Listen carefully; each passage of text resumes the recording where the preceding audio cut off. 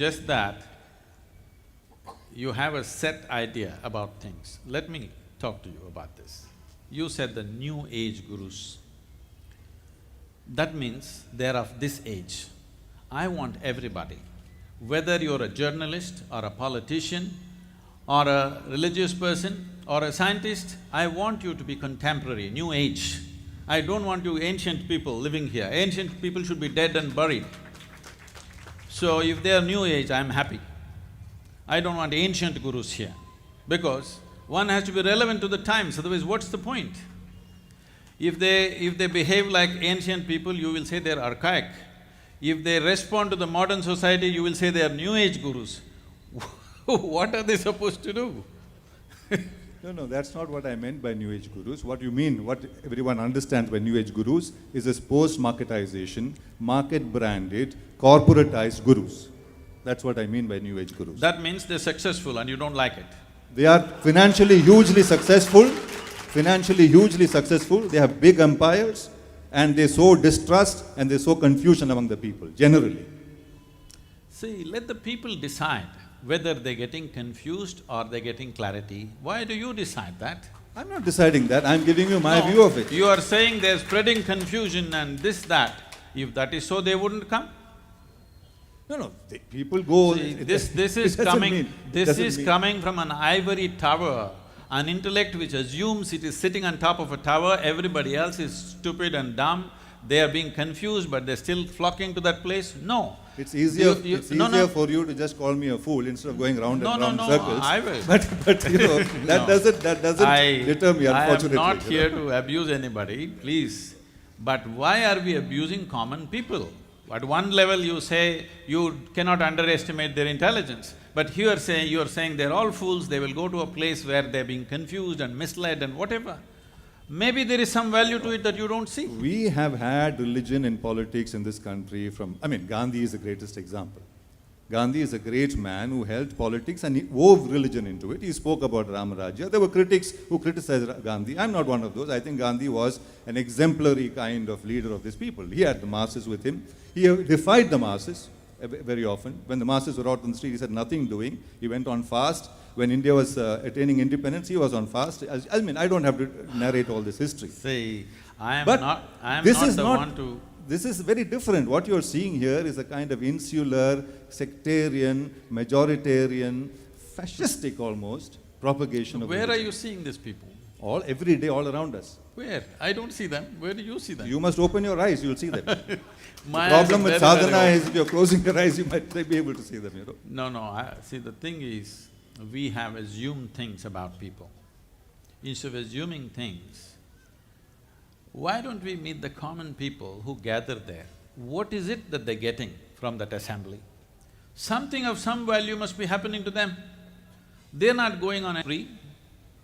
The thing is, oh, they built empires. Where is the empire? Are there palaces built? No.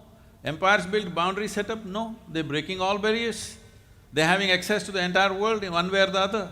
Now, the thing is, if you spread, you will say you're building an empire.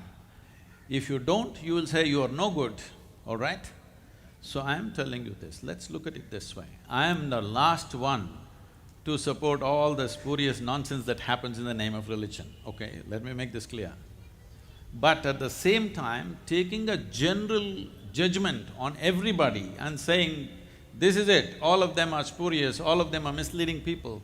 No, many of them, I'll tell you one thing.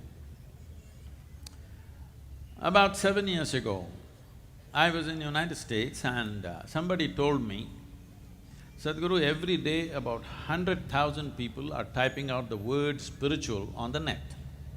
Then I said, okay, type it out and see what comes. They typed out the word spiritual. The first thing that comes is a spa in Mexico.